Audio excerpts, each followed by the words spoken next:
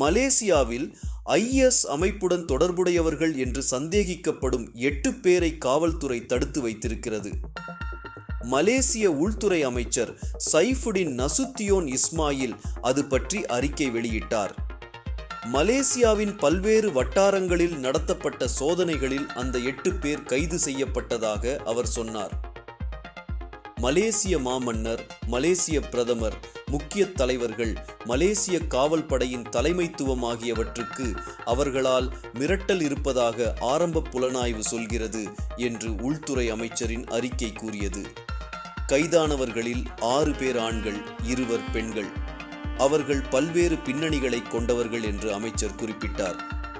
கடந்த மார்ச் மாதம் ஜொகூர் மாநிலத்தில் ஆயுதம் ஏந்திய சந்தேக நபர் காவல் நிலையத்துக்குள் புகுந்து 2 காவல்துறையினரை கொன்று ஒருவரை காயப்படுத்தினார்.